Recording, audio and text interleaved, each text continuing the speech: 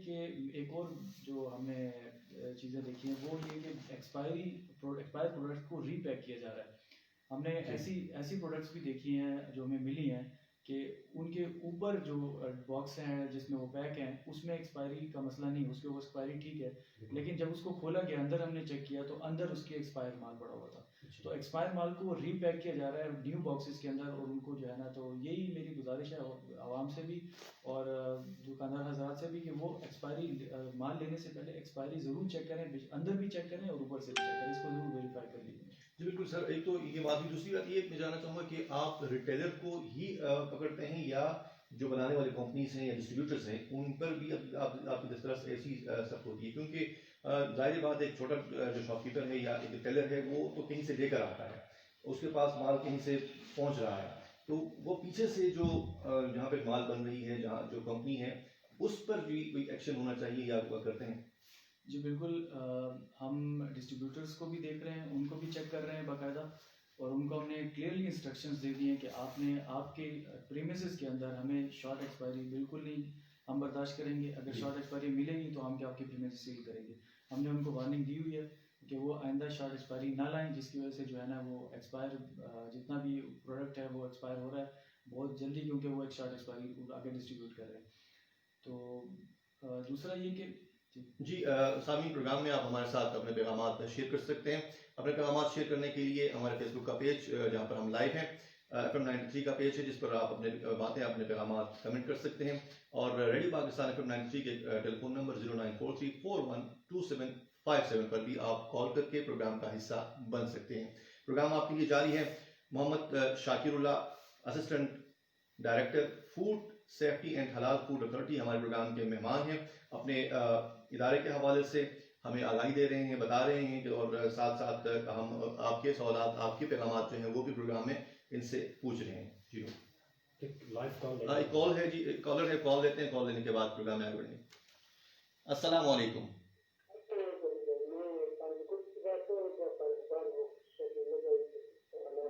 जी जफर नबी,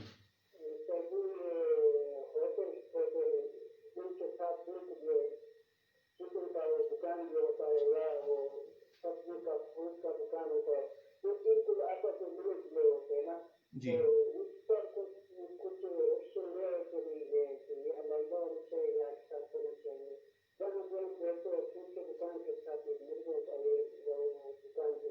जी जी बिल्कुल, आप अपने सवाल का जवाब जी लाइव सुनिएगा प्लीज काइंडली।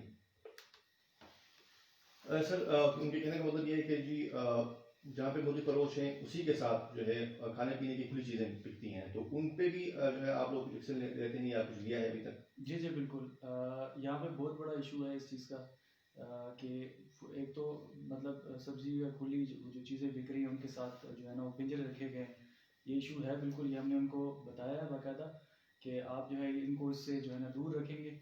और दूसरा ये कि उन शॉप्स के अंदर भी, मुर्गी खानों के अंदर भी जो है वो जहाँ पे कटिंग की जाती है, जो गोश्त को काटा जाता है, वो भी पिंजरों के बिल्कुल सामने रखा गया। तो हमने उनको बाकायदा इंस्ट्रक्ट किया है कि वो जो है ना उसको बिल्कुल मुखालिफ फील्ड में रखेंगे, ताकि जो हवा के साथ, एयर करंट के साथ जो है ना वो डस्ट जो उड़ रही है उसमें माइक्रोज हैं, वो क्रॉस कंटेमिनेशन ना हो, यानी उससे पिंजरे से हवा के ज़रिए जो है वो माइक्रो उड़ के या और जो फीकल पार्टिकल्स हैं उनके बर्ड्स के, तो वो उड़ के उसमें ना जाए और कंटेमिनेशन ना करें। तो ये तो हमने बाकायदा उनको इंस्ट्रक्ट किया है कि वो इनका जो है एक रुख में नहीं होना चाहिए बल्कि मुखालिफ सिंक में होना चाहिए, और उन पिंजरों को ऐसी जगह पे रखें कि वो जो है ना दूसरी प्रोडक्ट्स को वो कंटेमिनेट ना करें।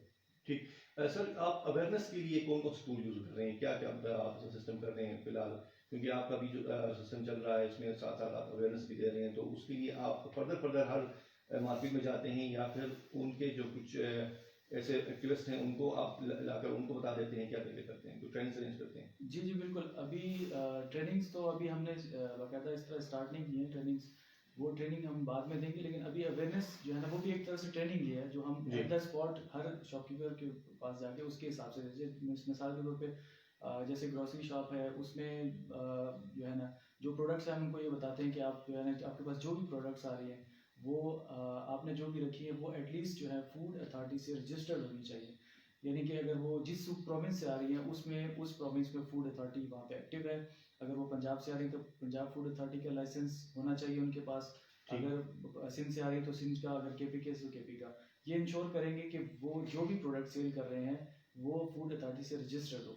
अगर वो रजिस्टर्ड नहीं है तो फिर वो कंपनी अगर कोई चीज़ बना रही है तो उनको कोई चेक नहीं कर रहा, तो उनके ऊपर कोई चेक बैलेंस नहीं है आया उसमें वो प्रोडक्ट्स में कौन सी चीज़ें यूज़ कर रहे हैं, वो वाटर यूज़ कर रहे हैं उसकी क्वालिटी क्या है, वो इन्वायरमेंट कैसा है, वहाँ वेंटिलेशन सिस्टम कैसा है, वहाँ पे फूड कंटेक्ट सर्विसेज कैसी हैं, वहाँ पे क्लीनिंग के स्केड्यूल कैसे हैं, क्लीनिंग हाइजीन है नहीं है, और उसमें इंग्रेडिएंट्स जो यूज़ किए जा रहे हैं वो कैसे यूज़ किए जा रहे हैं, वो उनकी मैक्सिमम लिमिट से ज़्यादा तो नहीं यूज़ किए जा रहे हैं, वो फूड ग्रेड है नहीं है, वो उनमें माइक्रोबियल कंटेमिनेशन की क्या पोजीशन है, वहाँ पे जो हैजर्ड्स हैं फिजिकल केमिकल बायोलॉजिकल वो प्रोडक्ट्स में वो जा रहे हैं उनकी क्या पोजीशन है। तो ये सब चीज़ों को देखा जाता है, मॉनिटर किया जाता है, उसके बाद जो है ना फूड अथॉरिटी को लाइसेंस देती है। तो ये हम इंश्योर करा रहे हैं कि जो भी चीज़ें सेल करें वो एटलीस्ट जो है ना फूड अथॉरिटी से रजिस्टर्ड उनका होना ज़रूरी है।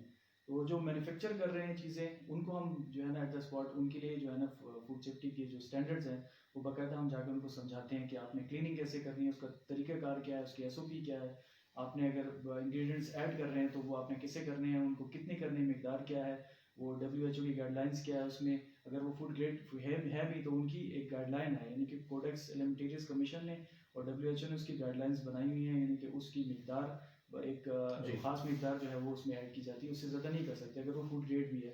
तो वो चीज़ें हम उनको समझा रहे हैं आहिस्ता आहिस्ता, लेकिन उसमें भी वक्त लगेगा क्योंकि लोग इसमें अवेयर नहीं है, लोगों के लिए बिल्कुल एक नई चीज़ है। बिल्कुल सर, आप कुछ मैसेज हमारे पास मौसूल हुए हैं। अलाउद्दीन सर कह रहे हैं कि जनाब प्रोग्राम बहुत अच्छा जा रहा है और सर आपके मालूमात के हवाले से बता रहे हैं कि जी आप बहुत अच्छे और मुफीद मालूमात दे रहे हैं। अनवरुल हक कहते हैं कि जी पका हुआ खाना कितने घंटे बाद ख़राब होता है। और अलाउद्दीन सहर एक बार फिर हमारे साथ हैं और आपने फिर प्रोग्राम को सराहा है। बार जनाब ये अनवरुल हक के मेरे ख्याल में कहने का मतलब यही है कि जो नॉर्मली होटलों में या उन चीज़ों में जो खाना पकता है तो उसका क्या ड्यूरेशन होनी चाहिए, कितनी टाइमिंग होनी चाहिए? पका हुआ खाना की अब खाना जो है वो जो बना हुआ है वो बेसिकली वो है क्या, असल में उस पर डिपेंड करता है कि वो आया है क्या चीज़, वो मीट प्रोडक्ट है या वो सब्जी है या दाल है, या उस पर डिपेंड करता है, उसकी अलग अलग ड्यूरेशन है। फिर ये इस पर डिपेंड करता है कि आया वो किस स्टोरेज कंडीशन में रखा गया, आया उसका जो टेम्परेचर था वो क्या था, जिस जगह वो रखा गया है। अगर वो ठंडी जगह पे रखा गया है तो वो उसका जो है लाइफ बढ़ जाती है, अगर आपने उसको हाई टेम्परेचर पर रखा हुआ है तो उसकी लाइफ जो है ना कम हो जाती है। तो उसके लिए कि आप जो है उसको 12 घंटे या 14 घंटे इससे ज़्यादा आप उसको नहीं रख सकते, इसमें उसके बाद वो जो है ना उसमें फर्मेंटेशन स्टार्ट हो जाती है, माइक्रोबियल एक्टिविटी स्टार्ट हो जाती है। तो लेकिन ये कि ये ज़रूरी है कि वो उसकी नेचर क्या है फूड की, और दूसरी ये ज़रूरी है कि स्टोरेज कंडीशन क्या है, वहाँ टेम्परेचर क्या था, ये मोस्ट इम्पॉर्टेंट है। अगर आपने फ्रिज में रखा हुआ है तो फिर तो वो ज़्यादा देर तक चलेगा। अच्छा सर, ये अनवर साहब के सवाल के साथ जुड़ा एक सवाल आपसे पूछना चाहूँ कि जो एक्सपायरी डेट की आप बात कर रहे हैं वो लाजमी सी बात है कि आप फिजिकल विजिट के दौरान देख लेते हैं उनको। एक जो चीज़ जो सबसे बड़ा मामला है कि जो खुला दूध बाज़ार में बिकता है, इस हवाले से कोई मैकेनिज़्म है इस चीप दूध को देखने के लिए? तरीक़ेकार के एक लाइव कॉल है वो लेते हैं, इसके बाद आप सवाल जी। अस्सलाम वालेकुम। अस्सलाम वालेकुम जी। जी जनाब, कौन और कहाँ से बात कर रहे हैं जी? बशीर जी। मैं ये अभी आपके लिए बहुत अच्छा प्रोग्राम चलाया है फूड के हवाले से जी। मैं पनीर और ये दही जो बाजार में बिकता है जी जी इसके हवाले से पूछ रहे हैं। ये पनीर जिससे बहुत बदबू आती है, क्या ये इसको भी चेक किया जाता है या नहीं किया जाता? और दही जो बिकती है बाजार में जो खट्टी देती है, क्या ये भी स्टैंडर्ड की है या नहीं है? जी तो इस हवाले से आप जी जनाब, आप अपने सवाल का जवाब लाइव सुनिएगा, शकील साहब से पूछेंगे। जी जी शकील साहब, आपने आवाज़ आपको आ रही थी, आपने सुन लिया। तो जानना ये चाह रहे हैं कि चतराल के अंदर जो लोकल पनीर जो है उसकी हवाले से बता रहे हैं कि वो उसमें काफ़ी बदबू होती है, तो उसका जो है बू के हवाले से कह रहे हैं कि वो क्या वाकई में ठीक है या नहीं। और दूसरा वो कह रहे हैं कि जी चतराल के अंदर जो दही अवेलेबल है वो उसके हवाले से बताइएगा कि क्या वो उस पर आता है, स्टैंडर्ड्स पे आता है कि नहीं। जी हाँ जी बिल्कुल, ये जो उन्होंने पूछा कि पनीर के हवाले से, तो लोकली पनीर मैंने चेक भी किया हुआ है। पनीर का ये है कि वो फर्मेंटेशन के थ्रू बनता है, यानी कि उसमें बाकायदा जो है वो माइक्रो ऑर्गेनिज्म जो है वो उसको फर्मेंट करते हैं उसको कन्वर्ट करते हैं पनीर के अंदर। तो उसकी वजह से उसके अंदर वो जो एक अरोमा डेवलप होता है जो जिसको बदबू कह रहे हैं, लेकिन वो हर किसी के लिए बदबू नहीं है जी। कुछ लोग उसको पसंद करते हैं उसको। तो ये एक नेचुरली अरोमा है, ये कोई ऐसा नहीं है अगर ये यानी कि वो आपको फूड पॉइजनिंग काज कर बिल्कुल वो रिसर्चर के हिसाब से देखा हाँ, जाए तो उसमें- मसाला के लिए तो एक बहुत अच्छा जी जबरदस्त बिल्कुल, जो है। उसमें बल्कि बेनिफिशियल माइक्रो ऑर्गेनिजम्स होते हैं जो आपकी जो है वो हेल्थ के लिए, आपके मैदे के लिए, आपके इंटेस्टाइन में वो उसके लिए ज़रूरी है। तो वो समझ लें कि एक हेल्दी चीज़ है, उसमें कोई ऐसा इशू नहीं है। ठीक। दूसरा सर ये जो हमारे दोस्त नूर भी सवाल पूछ रहे थे, इन भाइयों ने भी पूछा उसी हवाले से कि ये जो बाजार में खुला दूध बिकता है और जो खट्टा जो है दही मिलता है बिक रहा है, उस हवाले से कुछ कह रहे हैं। जी, दूध के हवाले से मैं कहना चाहूँगा कि दूध की को चेक करने के लिए हमारे पास बाकायदा इक्विपमेंट होता है जिसको हम लैक्टोस्कैन कहते हैं। तो उस पे हम एट द स्पॉट हम जो है ना विदिन 2 मिनट्स जो है ना हम उसका दूध का सैंपल लेके उसको उसमें रन करके उसमें हम उसके रिजल्ट ले सकते हैं, और उन रिजल्ट की बेस पे हम ये हमें पता लगता है कि आया ये दूध जो है इसमें वाटर एडल्ट्रेशन की गई है या नहीं की गई है, या कोई और केमिकल एडल्ट्रेशन की गई है, ये हमें उससे पता लग जाता है। अच्छा सर, ये एक दोस्त ने फेसबुक के लाइव पेज पर सवाल पूछा है अनवर साहब ने। अनवर साहब का कहना है कि क्या फूड अथॉरिटी की जिम्मेदारी ये है कि वो होटलों को भी चेक कर सकते हैं? जी जी बिल्कुल, मैंने पहले भी एक कॉलर ने पूछा था तो मैंने यही बताया था कि any type of food business जो फूड प्रिपेयर कर रहे हैं, डिस्ट्रीब्यूट कर रहे हैं या सेल कर रहे हैं, वो फूड अथॉरिटी के डोमेन में आते हैं, और उनको वो हमारी जो है ना स्टैंडर्ड्स को फॉलो करना उनकी जिम्मेदारी है, और हमारा काम है उनको स्टैंडर्ड्स को फॉलो करवाना।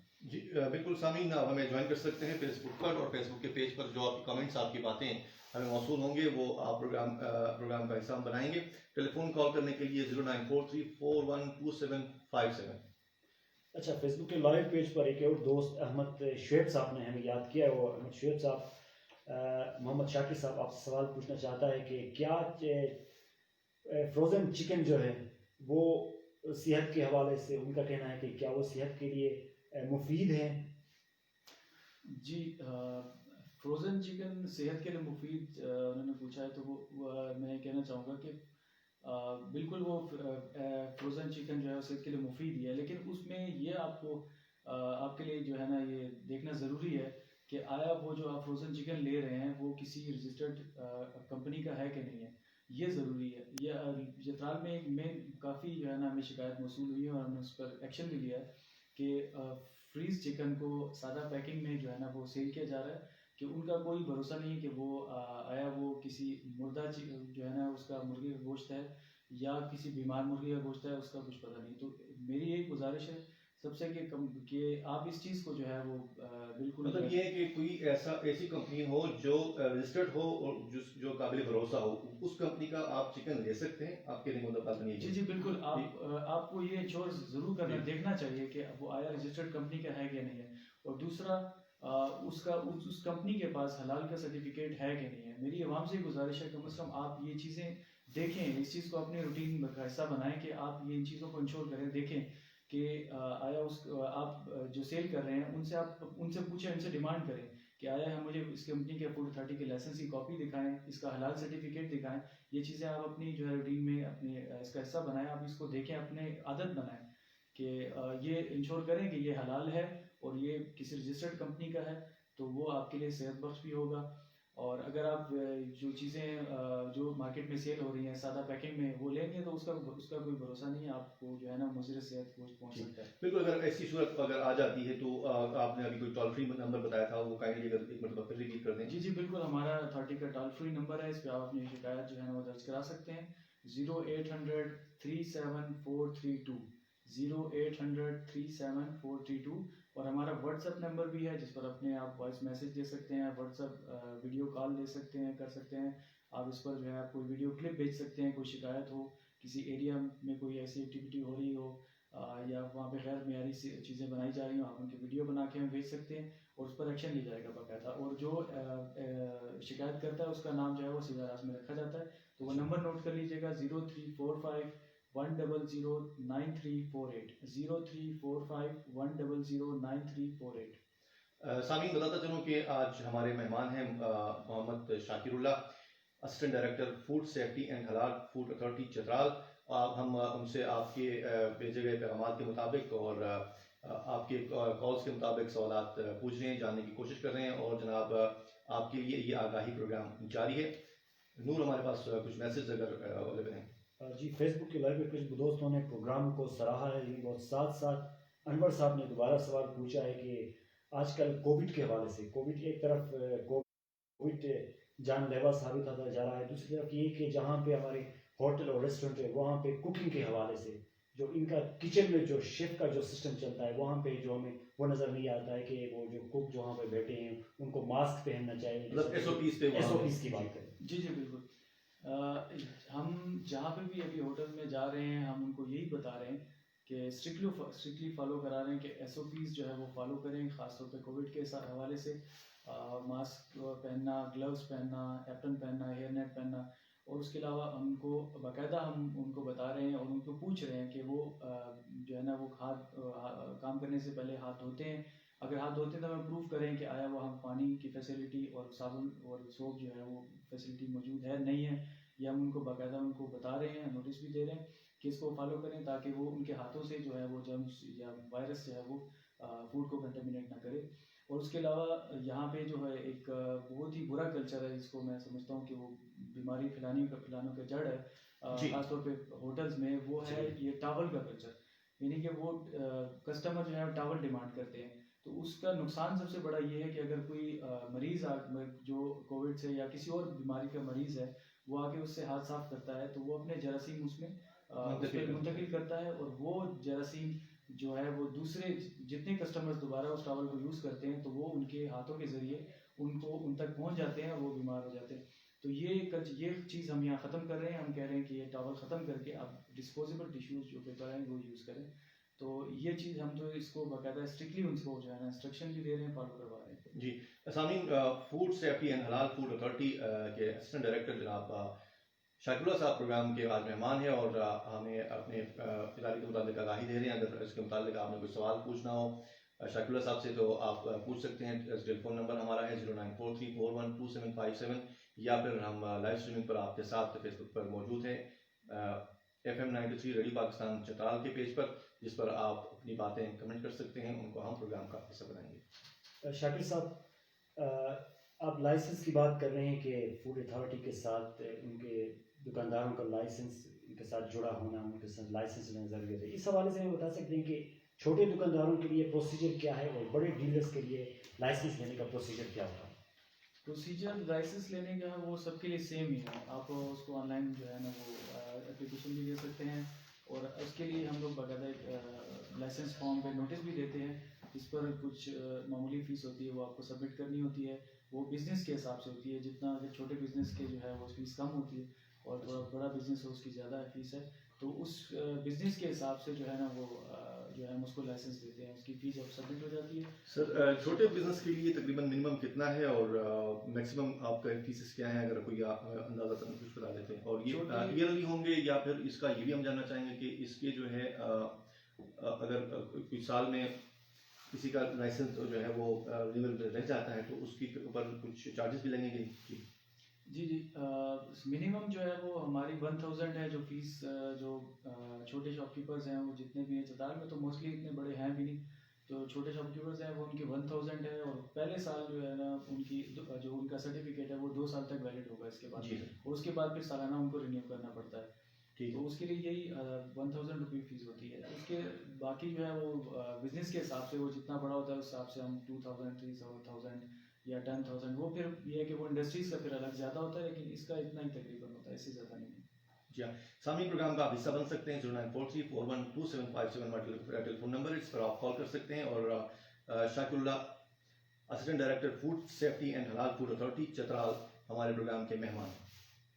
इस पर मैं एक बात लाइसेंस के हवाले से मैं कहना चाहूँगा कि चतराल में लोकल इंडस्ट्रीज़ जो है वो उसका बहुत वो है कि बिल्कुल यहाँ पे मैन्युफैक्चरिंग यूनिट कोई बिल्कुल भी नहीं है, लोग जो है ना खुद कोई चीज़ यहाँ पे प्रोड्यूस नहीं हो रही है। तो हम ये फूड अथॉरिटी की तरफ से हम ये कहना चाहते हैं कि हम चाहते हैं कि आप, क्योंकि हम लोग फूड साइंटिस्ट हैं, फूड प्रोफेशनल्स हैं, एक्सपीरियंस हैं फूड इंडस्ट्री से, तो हम यही चाहते हैं कि अगर यहाँ की लोकल कम्युनिटी या लोकल लोग जो है यहाँ पे छोटे छोटे जो है मैन्युफैक्चरिंग यूनिट खुद बनाएं, तो हम उनको जो है प्रमोट करेंगे, हम उनको पूरी अवेयरनेस देंगे फूड स्टैंडर्ड्स की और मैन्युफैक्चरिंग की, जितनी हमारे पास उसकी एक्सपर्टीज़ है हम उनको बताएंगे, हम पूरा सपोर्ट करेंगे और उनको लाइसेंस भी देंगे।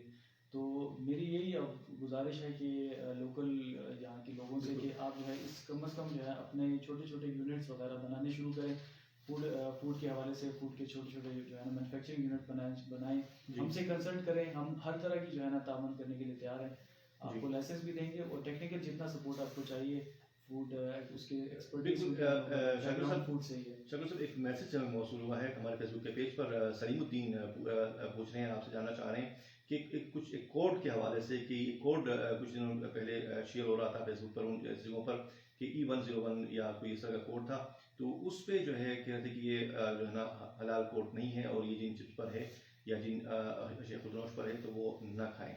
तो इस तरह की कोई आप लोगों की तरफ से कुछ चीज़ इस तरह कोई शेयर नहीं, हमारी तरफ से अभी तक तो ऐसा कुछ नहीं है। ये मुख्तलिफ जो है सोशल मीडिया पे चीज़ें चलती रहती हैं, तो इनमें इसकी कोई जो है ना ये कोई ऑथेंटिक सोर्स नहीं है सोशल मीडिया। आपको इस कम से कम जो है ना जब भी कोई आपको इस तरह की कोई मैसेज मिले तो आप उसको वेरीफाई करें। आजकल तो नेट है, हर चीज़ अवेलेबल है कि वो कोड्स या यूरोपियन यूनियन ने बनाए गए हैं फूड इंग्रेडिएंट्स के हवाले से कि जो भी फूड ग्रेड फूड इंग्रेडिएंट्स हैं मुख्तलिफ प्रोसेसिंग एड मटीरियल्स होते हैं, तो इसमें इनको जो है आप नेट पे जाके इंटरनेट के थ्रू आप वेरीफाई कर सकते हैं कि ये आया ये क्या चीज़ें हैं। तो ऐसा कुछ नहीं है, मैंने तो अभी तक ऐसा कुछ नहीं सुना। जी सामीन, प्रोग्राम का आप हिस्सा बन सकते हैं, अपने पैगाम हम तक पहुंचा सकते हैं फेसबुक के लाइव पेज पर हम लाइव स्ट्रीमिंग के जरिए आपके साथ हैं और जो पैगाम आपके हमें मौसूल होंगे वो हम प्रोग्राम में शामिल करेंगे। टेलीफोन नंबर 0943412757 हमारे स्टूडियो का नंबर है, जिस पर आप कॉल कर सकते हैं और बराह रास्त हमारे मेहमान शाकिरुल्लाह साहब से सवाल कर सकते हैं। और जनाब अनवर हक कह रहे हैं कि जनाब जब तक कोरोना है होटलों में टावल का इस्तेमाल बंद करना चाहिए, फूड अथॉरिटी की जिम्मेदारी है। जी अनवर हक साहब, बिल्कुल आपका पैगाम हमने इस प्रोग्राम में शामिल कर लिया है। और अच्छा, एक और दोस्त ने हमें फेसबुक के लाइव पेज पर अहमद शुएब साहब ने सवाल पूछा है कि जो खुले टैंकर की बात कर रहा है जहाँ से हम दूध लेते हैं, क्या वो हमारे सेहत के लिए मुज़िर है? नहीं, खुले टैंकर जहाँ से वो दूध ले रहे हैं वो टैंकर जो वो लेके आ रहे हैं दूध, तो वो उनके उस पर डिपेंड कर रहा है कि आया वो जो है वो स्टोरेज जो कंडीशंस है उसको फुलफिल कर रहे हैं, यानी कि वो टेम्परेचर जो रिक्वायर है फूड को सेफ रखने के लिए, वो आया वो टेम्परेचर उसका है या नहीं। अगर उसका टेम्परेचर वो टेम्परेचर वो दे रहा है उसको मिल्क को, तो फिर तो इशू नहीं है, फिर तो वो तो सेफ है मिल्क। अगर वो टेम्परेचर नहीं दे रहा है तो फिर वो जो है ना वो सेफ नहीं है। अच्छा, तो सर ये फूड अथॉरिटी के हवाले से आप हमारे फेसबुक लाइव पर जिन दोस्तों ने सवाल किया उनके सवाल का जवाब दे रहे हैं, मुमकिन है कि वो शायद आपके सवाल से मुतमईन होंगे।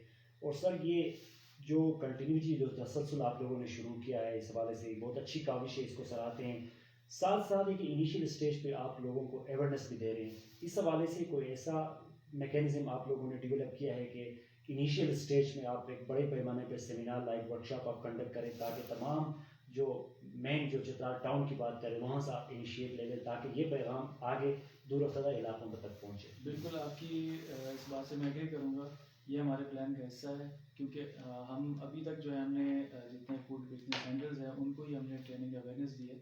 तो आवाम को जो है ना इसके हवाले से फूड सेफ्टी के हवाले से अवेयरनेस देना बहुत ज़रूरी है, क्योंकि ये जो है ना डिमांड एंड सप्लाई की गेम है कि अगर आवाम को अवेयर होगी फूड सेफ्टी के हवाले से तो वो अशिया जो फूड के हवाले से जो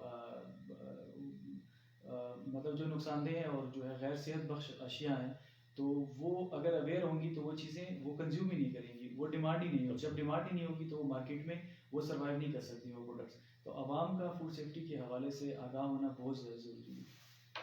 तो इसके लिए इंशाल्लाह हम लोग जो है इसके बाद हम इसको जो है ना कम्युनिटी वाइज हम अवेयरनेस सेशंस जो है ना शुरू करने जा रहे हैं आवाम को, कि आवाम आगाह हो बाकायदा कि फूड सेफ्टी क्या चीज़ है और जो है वो safe food products safe food है क्या चीज़ है और वो कैसे इंश्योर होती है और उसमें इसकी क्या रिक्वायरमेंट्स हैं, ये हम उनको आगाह करेंगे। जी शाकिर साहब, आपने अपने कीमती वक्त से वक्त निकाला, हमारे प्रोग्राम का वक्त अपना करीब है।